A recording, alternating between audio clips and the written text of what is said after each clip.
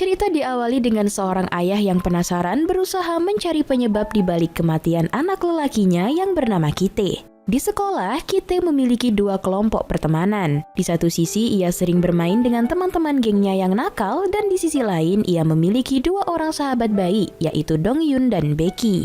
Kite dan kedua sahabat baiknya memiliki sifat bertolak belakang. Dongyun dan Becky anak baik yang tidak suka berkelahi, sementara Kite sering melakukan kenakalan-kenakalan dengan teman lainnya.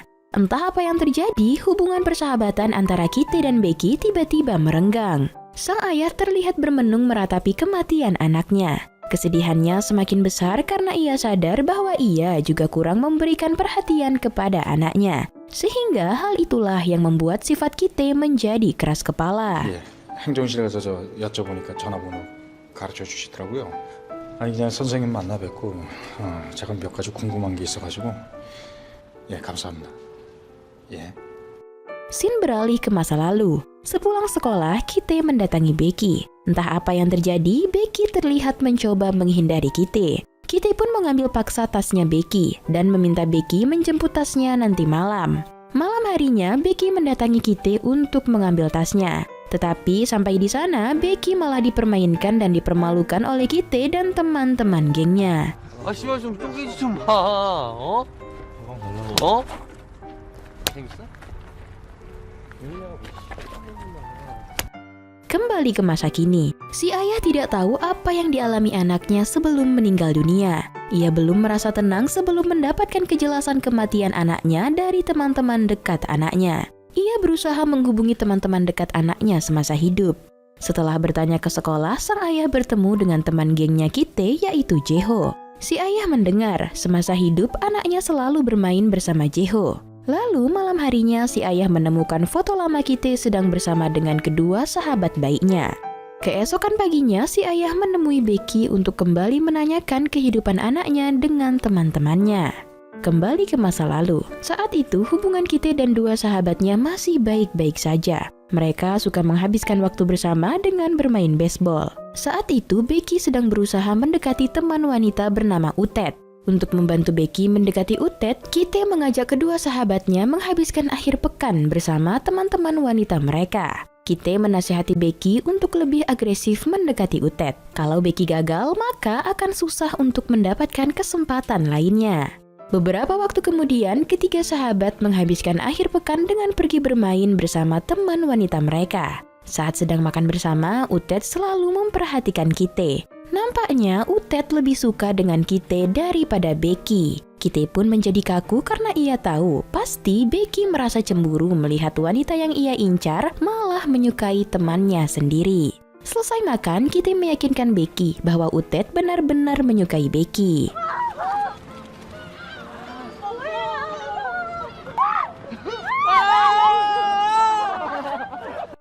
Kembali ke masa kini, Becky menceritakan kepada ayah Kite bahwa Kite memiliki dua orang sahabat dekat, yaitu dirinya dan Dongyun.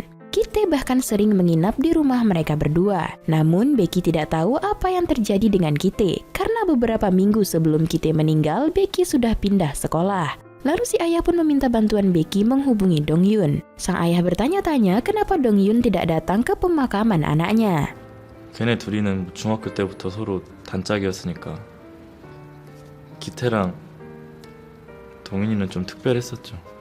Flashback lagi ke masa lalu. Saat itu ketiga sahabat sedang bermain bersama dengan teman wanita mereka. Secara tidak sengaja, Becky melihat Kite berduaan dengan Utet. Becky pun akhirnya sadar bahwa Utet tidak pernah menyukainya. Setelah itu, Kite kembali menyuruh Becky untuk mendekati Utet. Tentu saja Becky tidak mau. Becky mengira Kite juga mempunyai perasaan kepada Utet.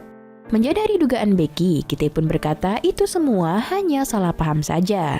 Keesokan harinya, Kite dan teman-teman saling berbagi cerita. Mereka bercerita tentang kelakuan keluarga mereka masing-masing. Lalu di tengah cerita, tiba-tiba Kite mengalihkan topik pembicaraan. Setelah itu, Kite memanggil Jeho ke tempat yang kosong. Rupanya, Kite tidak suka melihat Jeho dan Becky tertawa saat ia bercerita. Jeho menjelaskan setiap kali mereka membicarakan tentang keluarga, Kite pasti langsung mengubah topik pembicaraan. Teman-temannya tahu bahwa Kite tidak suka membahas keluarganya. Selanjutnya sepulang sekolah, sambil menahan emosi, Kite menjelaskan kenapa ia tidak suka membicarakan keluarganya. Kite tidak suka karena ia tidak memiliki keluarga seperti teman-teman lainnya. Ibunya sudah meninggal dan ia juga jarang sekali dapat bertemu dengan ayahnya. 근데 안 계시잖아. 엄마가. 됐지? 됐냐고. Kembali ke masa kini, sang ayah kembali menemui Becky karena ia tidak bisa menghubungi Dongyun. Ia meminta Becky kembali membantunya. Becky pun menghubungi beberapa temannya, namun tidak satupun yang tahu di mana Dongyun berada. Kembali ke masa lalu, karena kejadian sebelumnya, Becky pun tidak mau mendengarkan Kite. Ia menjadi semakin sensitif setelah sadar bahwa Utet lebih menyukai Kite. Kite yang emosian tidak terima dengan sikap Becky yang menjauhinya. Kite pun memaki-maki Becky di depan teman-temannya, sementara Becky hanya terdiam menerima perlakuan Kite. Keesokan harinya, setelah memaki Becky, Kite pun merasa bersalah. Ia memanggil Becky untuk meminta maaf, tetapi Becky tidak menghiraukan panggilannya.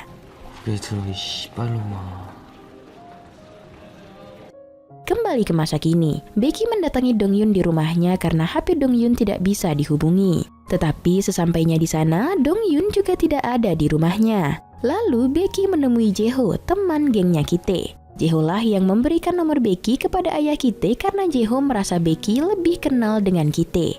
Jeho berkata setelah Becky pindah sekolah, Kite menjadi semakin menggila dengan kenakalannya. Becky pun berkata Kite dan gengnya lah yang membuatnya pindah sekolah karena ia tidak tahan terus-terusan mendapat bulian. Lalu terungkaplah fakta, setelah Kite meninggal dunia, Dongyun memutuskan untuk berhenti sekolah.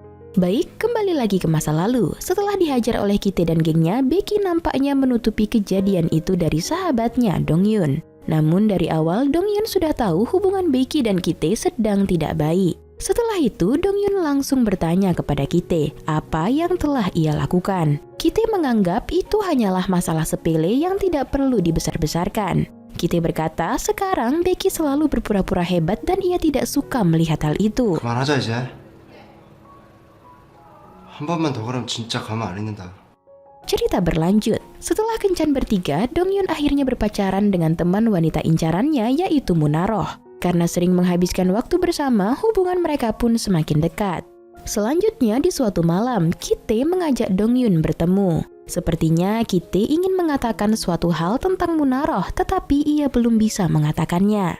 Dongyun pun bertanya kenapa Kite bersikap kasar kepada Becky, padahal sebenarnya Kite sangat peduli dengan teman mereka yakni Becky. Dongyun menasihati Kite untuk berhenti bersikap seperti orang gila.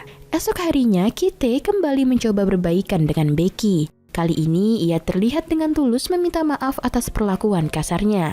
Namun Becky merasa sangat sakit hati setelah dihajar oleh Kite dan gengnya. Becky berkata ia tidak perlu meminta maaf karena ia akan pindah sekolah. Becky merasa dari dulu Kite tidak pernah menganggapnya sebagai teman, dan sebenarnya Kite tidak punya teman seorang pun. Kite diikuti oleh teman gengnya karena mereka merasa aman berada di belakang Kite, namun bukanlah sebagai seorang teman. Mendengar perkataan itu, Kite pun menjadi emosi. Ia langsung mencoba memukul Becky. Tetapi Dongyun langsung datang untuk mencegah Kite kembali memukul Becky.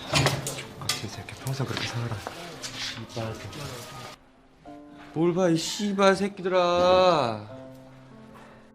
Beberapa waktu kemudian, Becky akhirnya pindah sekolah. Pada suatu kesempatan, Kite datang menemui Becky. Kite mencoba berbaikan, tetapi ia terlalu egois untuk meminta maaf kepada Becky. Sebelum pergi, Kite memberikan bola yang selalu ia simpan. Di masa sekarang, setelah lama tidak bertemu, akhirnya Becky dapat berjumpa kembali dengan Dongyun. Becky bertanya apa yang menyebabkan Dongyun berhenti sekolah. Namun Dongyun tidak mau menjawabnya. Sepertinya Dongyun tidak berniat sekolah lagi setelah kedua sahabatnya berpisah. Becky berkata ayah Kite ingin berjumpa dengan Dongyun. Si ayah ingin mendengar cerita tentang anaknya sebelum meninggal dunia. Ayah Kite juga bertanya-tanya kenapa sahabat anaknya tidak datang ke pemakaman. Becky juga memberikan bola bisbol yang Kite berikan kepada Dongyun. Di masa lalu setelah Becky pindah sekolah, Dongyun mengajak Kite untuk berbicara. Dongyun menasihati Kite untuk berhenti bersikap seperti anak kecil. Tetapi Kite hanya menganggap sepele hal tersebut. Kite membalas dengan mengungkapkan sebuah fakta yang tidak diketahui Dongyun, bahwa sebenarnya Munaroh pacarnya Dongyun bukanlah wanita baik-baik. Sebelumnya, Sejung pernah hamil dan menutupinya dengan aborsi. Mendengar itu, bukannya terkejut, Dongyun malah berkata ia sudah tahu sebelumnya. Dongyun sebenarnya tahu bahwa Kite sedang mengalihkan pembicaraan dengan mengungkapkan rahasia pacarnya di depan umum. Setelah itu sepulang sekolah, Dongyun kembali berkencan dengan pacarnya Munaroh. Hari itu Munaroh merasa Dongyun bersikap dingin kepadanya. Munaroh akhirnya sadar bahwa Dongyun sudah tahu rahasia yang ia simpan selama ini. Karena merasa saling paham, mereka pun mengakhiri hubungan di antara mereka. Lalu di malam itu juga, setelah hubungannya berakhir, Dongyun mendapati Munaroh sedang berusaha mengakhiri hidupnya. Setelah melihat Sejung terdampar di rumah sakit, Dongyun langsung mendatangi Kite di tempat tongkrongan yang selalu mereka datangi. Rupanya sebelum Kite mengatakan rahasia Munaroh, sebelumnya Kite lebih dulu menemui Munaroh untuk menjauhkannya dari Dongyun. Tanpa penyesalan, Kite juga mengakuinya. Tidak terima hubungannya dicampuri, Dongyun pun langsung menghajar Kite. Melihat Kite dipukuli, gengnya pun langsung membalas memukuli Dongyun. Namun dengan segera Kite melarang mereka memukuli Dongyun. Kite tidak ingin teman gengnya mencampuri urusannya dengan Dongyun. Setelah kejadian itu, Kite menyesali perbuatannya. Ia sadar bahwa ia sudah kehilangan sahabatnya Becky, dan sekarang ia juga akan kehilangan sahabat terakhirnya, Dongyun. Selanjutnya, untuk meminta maaf, Kite mendatangi Dongyun di rumahnya. Ibu Dongyun bertanya siapa yang memukuli Dongyun, namun Kite tidak bisa menjawab. Setelah semua kejadian yang terjadi, Dongyun menjadi murung. Ia juga sudah tidak mau masuk sekolah. Kite mencoba meminta maaf dengan tulus. Ia tidak ingin Dongyun juga menjauhinya. Kite pernah berkata, ia benci dengan orang-orang yang berpura-pura hebat. Namun sebenarnya Kite lah yang paling berpura-pura selama ini.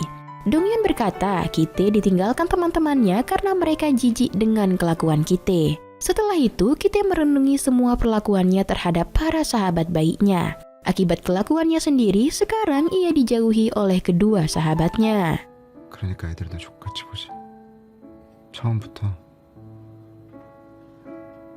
너 말 없었어. Di masa lalu, Kite juga pernah berkata bahwa Dongyun adalah orang yang paling mengerti dengan Kite. Kite berkata, selama ini ia mempunyai teman seperti Dongyun, maka ia tidak peduli dengan pendapat orang lain. Dongyun juga tahu bahwa Kite suka berpura-pura menjadi yang paling kuat di antara teman-temannya. 없어질 거에 얽매지 마라. 피곤하다. 이렇게 주목받은 적이 없으니까. Di masa kini, setelah Becky membujuknya, akhirnya Dongyun bersedia menemui ayah Kite. Setelah bertemu, ayah Kite berkata, sepertinya ada sesuatu yang disembunyikan orang-orang tentang anaknya. Ayah Kite bertanya-tanya, kenapa satu sahabat Kite pindah sekolah, dan satu lagi tidak datang ke pemakaman. Dongyun tentu saja tidak berani menceritakan apa yang terjadi kepada Kite. Diam-diam, ia malah pergi meninggalkan ayah Kite. Di masa lalu, saat Dongyun dan Kite masih bersahabat, Kite membicarakan mimpinya untuk menjadi pemain baseball terkenal di masa depan.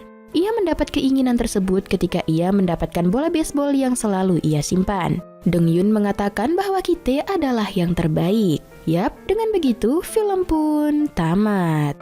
야, 보이냐? 씨발 나를 향한 이 함성 소리? 어? 네가 최고다. 친구. Black Knight adalah film Korea Selatan produksi tahun 2010 yang bergenre drama indie. Film ini ditulis dan disutradarai oleh Yoon Sung Hyun, menceritakan tentang perjalanan seorang ayah yang mencari jawaban atas kematian anaknya.